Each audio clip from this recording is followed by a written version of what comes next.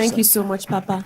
Speaking about prophecies, so many people have a lot of words spoken over their lives, but they never live to see the manifestation. But I really wanted to know what has made it so different for you, that the words God spoke about you, we are seeing the evidence in our very day. You cannot ignore spiritual discipline. You cannot ignore spiritual. God will literally, that God has spoken it is not a guarantee that because God said it is going to happen. He will take you through the crucible. You will have some very severe. Anybody who advances a gospel to you that lacks spiritual discipline is telling you a lie that will make you go down a slippery slope at an alarming speed. So, and my life has been a cocktail. Everyone who is close to me knows that there are things I don't compromise. Do you understand? Spiritual discipline, getting to like if you have been given this assignment, you know that this assignment, I must do it. I have zero tolerance for mediocrity. I have zero tolerance for, you know why I made a mistake is because that day I was tired. You know why I do this thing, Papa, we welcome you today. Thank you for the honor and the privilege to be able to do this with you, sir. Thank you very much. And this is the fourth service, and we'd just love to use this opportunity to glean some insights and wisdom from your journey. So we just want to start from the fact that the 22nd of August has become such a date for supernatural manifestations and a whole lot that happens. How do you think that it has become that this date is a landmark for the great and mighty things that God does? Okay, so I was asked a similar question by the ITV in London. I do not think that there was actually any intentionality around making 22nd of August something supernatural, right? But I realized that being sold out to what I do, and you know how it is that on your birthday you're asking God. People can say, okay, this is what I want, this is what I want. This is the only life I know. Do you understand? And to be, for want of a better way to put it, to be fair to God, right? There's nothing I want. Do you understand? The only thing I want is let the impact of this work He has called me be felt on the lives of the people. So, and this way I began with trying to say, God, if there is anything you want to give me, please give it to these people. And it started with just a normal prayer. Honestly, it wasn't even because I knew God was going to do anything. So, but after a while, people say, doing Pastor Jerry's birthday, the testimonies are just too much. Doing Pastor Jerry's birthday. So I now said, okay, is there something about this time that God likes? So let me do it again. So, and then by the time you know what's happening, unimaginable testimonies. So there was no intentionality of trying to say this will happen during this time. So there's nothing. It's just me trying to, it's just me trying to see thy kingdom come. If you will find a space during my birthday, please use it and bless the lives of the people. If that will become a faith anchor to some people and say, on this special day of his life, Lord, this is what I want to do it for. For the longest, actually, I don't think I've had a prayer point. My prayer point is my assignment. So, and everyone close to me knows that within the boundaries and the confines of my assignment, please don't come close. Don't come close. If it's my assignment, don't ever come close. My assignment is my life, is my heart, is what I live for. You people have an idea. Thank you so much, Papa. Indeed, we do have a robust idea, and thank you for all you do. And Papa, one of the things that we can significantly say is that you started your journey with God at a very young age. How has that, or do you think, or how has that shaped you for this assignment God had called you to do now? How has that in any way, starting early, your journey with God, your encounters, what are those encounters and those journeys that you believe, has shaped you to being the man that God has ordained or prepared for pioneering this assignment? I can't pinpoint. I think every man of greatness is a product of many encounters. Do you understand? So, and you cannot bank on the encounter of yesterday. But if there is what I would call a watershed, which is what I honestly I'm going to share with my people. So I actually blotted out to my people today. I say I forgot something very landmark I wanted to do today. So the first person God used to speak about my calling ministry, I wanted to bring her here today. So, but I forgot. I have talked about her many times. No, she's not my pastor's wife who is late. She's not the one. So, but the at the time, but she's mommy now. But at that time, she spoke prophetically. If you heard that story where I said I was lying under the chair, right? And then she came and then told me, kuri, like that was her bringing me out, like speaking in tongues, like it was my old local church. So, and that's how she dragged me out and then began to speak about how God was going to use me for the nations, how she saw Jesus carrying me. How, she's still alive. Wow. She's still alive. So I don't know. I wanted to make sure she's here. Then we used to call her Sister Lucy. She had such an amazing, precise prophetic gift. Like as she could see things by the minute. So that day was very landmark for me because my mom was kneeling on the bench and then I was inside, and all of that. I was right inside because, I've told the story many times. We're having a 3-day dry fasting. So by the second day, like after doing 6 to 6, I was about 10 years old. Yes, I was about 10. I know I was not in senior secondary. So I was in junior secondary at the time. I was about 10, 11. So I was under the bench. Do you understand what I'm saying? So for her to come out and then she hit me and then she told me to come out. There's calling of God upon your life, and all of that. God was going to use you to the nations. At some point as she was talking, she started crying. She started crying. She spoke so prophetically, and all of that.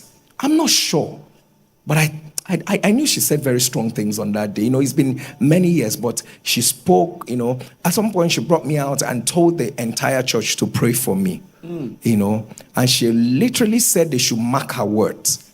That if these things don't happen, they will know she's not called of God. Wow. And there's probably maybe over 30 years ago or thereabout that she spoke these words. So I just wanted to bring her. She actually did reach out to me. Wow. I lost contact with her. But nsppd. So she did reach out to me and telling me, through someone, I say, this is my number, this is, and all of that. And it was such a delight. So I wanted to bring her on this particular one. Let her tell us what she saw that day. It would have made a difference. But I will still bring her. Yes. Yes. And here's me saying to Sister Lucy, if you can hear me, Mommy Lucy now, if you can hear me, I'm speaking about you. I don't forget people who the Lord used to bless me. You were such a blessing to me. You spoke words that the world is seeing right now. God bless you. God bless you. Thank you so much. Thank you so much, Papa. Speaking about prophecies, so many people have a lot of words spoken over their lives, but they never live to see the manifestation. But I really wanted to know what has made it so different for you, that the words God spoke about you, we are seeing the evidence in our very day. You cannot ignore spiritual discipline. You cannot ignore spiritual. God will literally, that God has spoken it is not a guarantee that because God said it is going to happen. He will take you through the crucible. You will have some very severe. Anybody who advances a gospel to you that lacks spiritual discipline is telling you a lie that will make you go down a slippery slope at an alarming speed. So, and my life has been a cocktail. Everyone who is close to me knows that there are things I don't compromise. Do you understand? Spiritual discipline, getting to the, like if you have been given this assignment, If you have been given this, you know that this assignment, I must do it. I have zero tolerance for mediocrity. I have zero tolerance for, you know why I made a mistake is because that day I was tired. You know why I do this thing, and your vulnerability must always show. You must always be hungry for what God has put inside of your heart. I never get used to the things I'm doing, and I never know what I'm going to do. Now, I know this sounds important. NSPPD is coming tomorrow morning. I don't know what I'm going to do. I'm only trusting God. I'm only vulnerable. I pray. So the reason why I stay awake all through the night, it's not because sleep is not doing me. I like to sleep the way others like to sleep as well. But when I remember you have an assignment for nations, someone is depending on my prayer tomorrow. So I was seeing a video with one of my staff, one of the testimonies, and the lady was testifying and spoke about her sister had an accident. I'm sure we are going to see that video, but as he was showing me the testimony, it riled up something again in me. So the testimony said, my sister had an accident, had a brain injury, and all of that, and the sister was having seizure every 5 minutes. Every 5 minutes. So, and this was her praying, crying, and this happened in Enugu. And she was praying, crying. Next thing, she said, I waited. I could not wait for 7 a.m. to come. I was praying, Lord, please, let 7 a.m. come, 7 a.m. Only for her to get on the altar. Next thing she hears is that there is somebody here. You are having seizure every 5 minutes. Wow. So, how can lives depend on you that way? You don't know your calling. You don't know your calling. So for me, it's a cocktail of spiritual discipline. I try to, it's not because it's your discipline that will make the miracle happen, but your discipline shows how prepared and available you are. And so God is always willing to use available vessels. So by your spiritual discipline, by how I'm aggressive in my assignment. I am extremely very aggressive in the secret, in the open, and all of that. If I'm talking with you and it reaches the time for my midnight prayers, I'll tell you, sorry, you just have to leave now. I am going to pray right now. So, and that is what it is. And then I pray and all of that. So this is what it is. And I want to tell people, stop worrying for me. Do you understand what I'm saying? Stop worrying for me and all of that. Whatever you think might go wrong will never go wrong. That is number one. But number two, let me add that even if it goes wrong, I'm not here to live my life.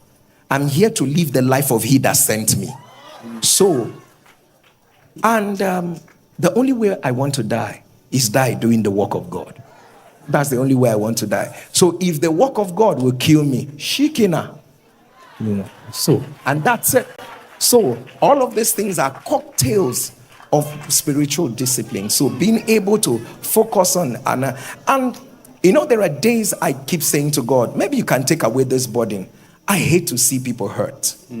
I hate to, away from even ministry, people who know me know that I have such a large heart.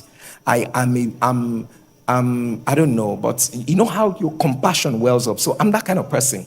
I don't like to see anybody hurt. So if the least I can do is this, then what is it? Then not to think of now God trusting me with the responsibility. A mother with an autistic child is waiting for 7 a.m. They are waiting for 7. They are waiting for what God would. Do you know how many people all over the world, people are gathered from India to where have you not gone? By the time sometimes when you think about, there's a prime minister I'd never heard of, and all of that. I had to reach out to someone. I didn't even know that country existed. And I reached out to the person, and the person sent me a message last night, and he said to me, the prime minister of so and so country wants to reach you. And I'm asking myself, how will they know me? Do you understand what I'm saying? But all of these things, for me, what he pointed out, say, even up to that point, I have extended the reach of your voice. So, ministry is not about being a celebrity. It's not about showing up. It's not about, if it is all of those things, I don't have something that has taken my time. Something that has taken for the past 5 years, I've never gone on holiday. I've never gone on. So even if it is about anything physical and all of that. So how are you going to even enjoy the physical things you have? All of the things that matter, I count them dung for the excellency of Christ. For me, that is all that matters. Streams of joy, Abuja. Can we celebrate our Papa, this gift that keeps on giving? You are not shouting. Papa, we are grateful. Thank you, sir. Thank you, sir. Thank you so much. Thank you, sir. And the beautiful thing is that people who take a posture to die on the assignment never die on the assignment.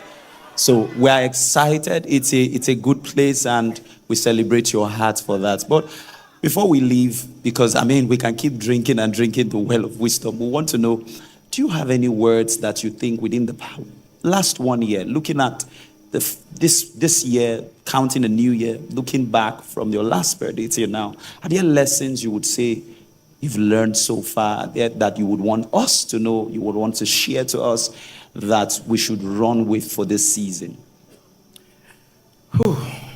In the past 1 year, what has God taught me in the past 1 year? Sometimes He doesn't show you everything, but start following the ones He has showed you. So He's not going to give you a full picture of what it is, but then again, the ones He has laid out for you, follow them.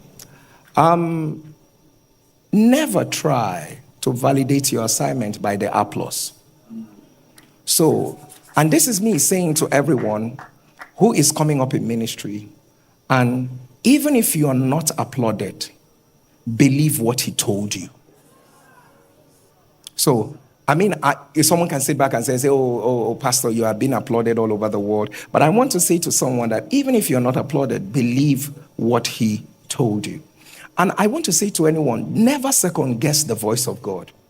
What you are hearing is correct. Do you understand what I'm saying? What you are hearing is correct. Never second guess, because God will speak to you. Never second guess it. What you're hearing is correct.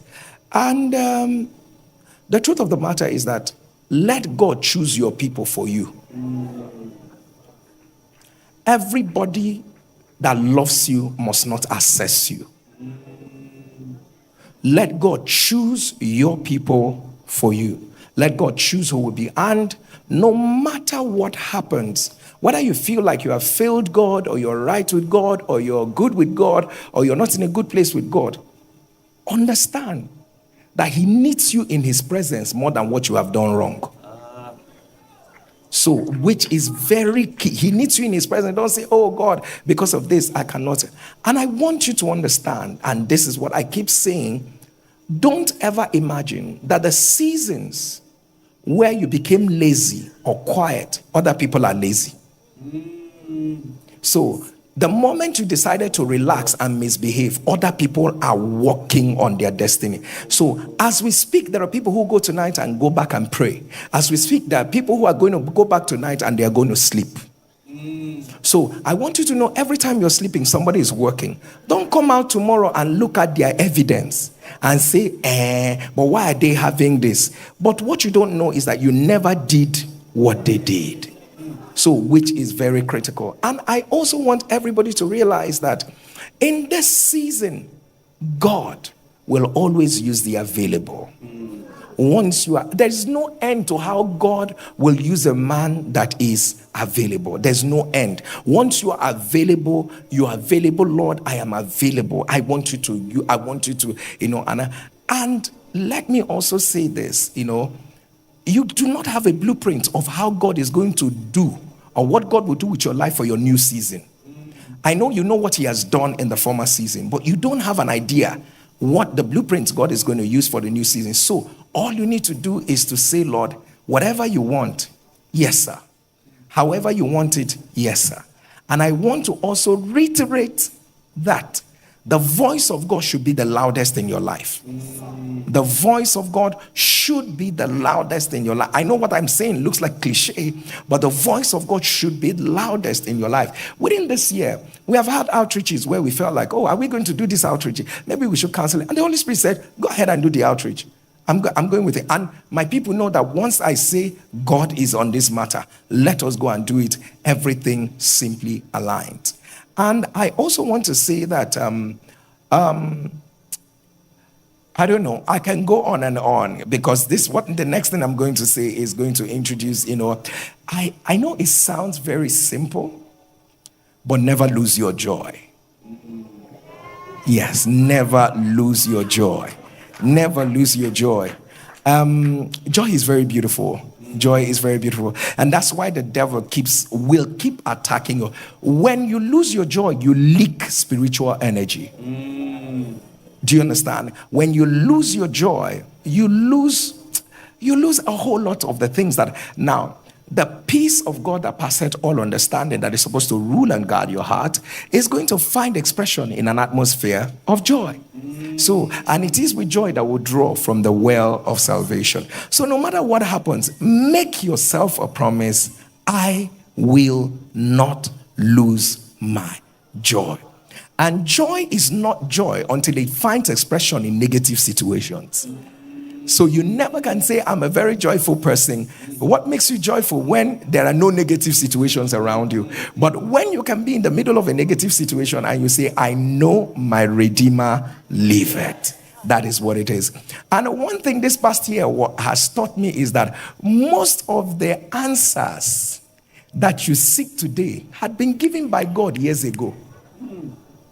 So pay attention to so there are situations you're going to find yourself in, and you go like, I have this answer, I have this answer, I have this answer, I have this answer. And you realize, oh, he spoke to me about this. Oh, there's a similar situation of this that happened like 10 years ago. So you are not at a loss. You're just like, whoa. These things are very real. I can see that this answer, I got them like 10 years ago. And that is what it is. And also, intentionally, what God has taught me, intentionally allow people to drink of your spirit.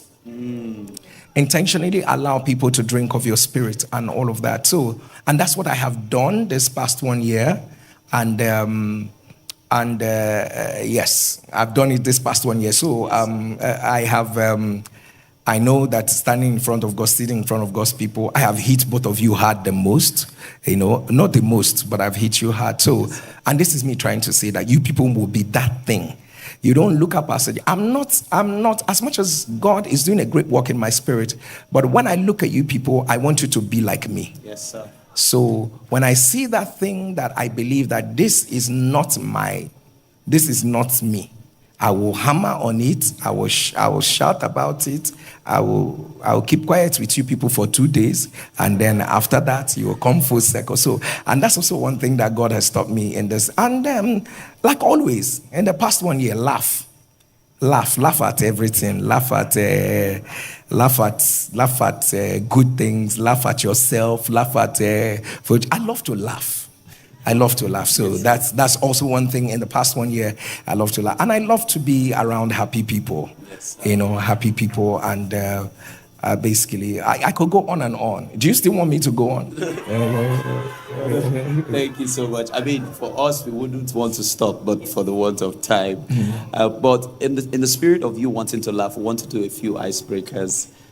So you tell us, we'll just give you this. I didn't say you should do so that I can laugh. I'm only saying that I laugh at. We just want to know this or that which you would choose for you, and we will just ask you a few of them. So, is that fine? Oh, great.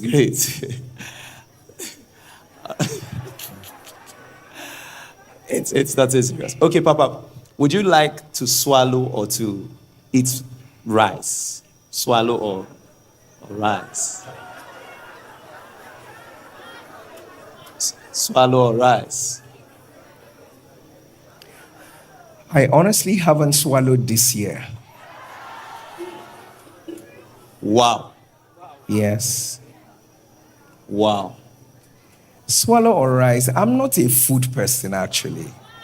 Swallow or rice. So if I haven't swallowed this year, that means I must have touched grains of rice this year. So if that is a swallow or rice, maybe rice. What I really might want to do is to swallow. But I don't have stomach for it now. I don't have stomach for big food. So, Papa, what do you now eat more? What is the dish? What would you prefer, if not rice? What do I want to... What would you prefer? Some people are saying salad. Salad. I'm not a salad person. I take vegetables when I can. Yes. Yeah, I take vegetables when I can. But I'm honestly not a food. I'm not a food person. I mean, from January till now, I have fasted. Yes, sir. So I have fasted. I've led a fasted life. So I don't. So food is not exciting for me. I like to watch food being cooked. I like to watch food being cooked. I admire those that eat a lot. I admire. Yes, sir. I have quite a few of them around me. Yes. I like those that eat. I like people who have healthy appetites. Unfortunately, I can't eat. I try to eat. I can't eat. I just nibble at this and that, and then that's fine. Yes. Okay, Papa. So this one is for your fellow gym buddies. So would you rather go on a treadmill or run? Would I rather go on a treadmill or run? Run is my favorite. Running on what you're talking about? Running on the treadmill or running walking outside? on the, so okay. Would I rather go on a treadmill at the gym or run? Running is my first love. I've been running for the past over 10 years of my life, or probably over 15 years. I've been running. So running is and there's something about the fresh air that hits you when you run, and all that. But I'm getting older, right? So running is better than being on the treadmill, right? Yes. But I have not had the privilege of doing that in a long while. Yes. Okay, final one, Papa. Are you a morning or a night person? That's very hard now because you're praying at night. I was just going to ask you, what do you mean by, am I a morning or a night person? Because I'm at the altar in the morning and I'm praying in the night. So which one am I? Thank you, sir. That's just all I want to say. Thank you so much. You're laboring for us night and day, and we are just grateful, sir. Thank you so much, Papa. Thank you, church. God bless you. Church, is that how we celebrate our Papa? Celebrate. Thank you, sir. What do we say to our Papa? Papa, we love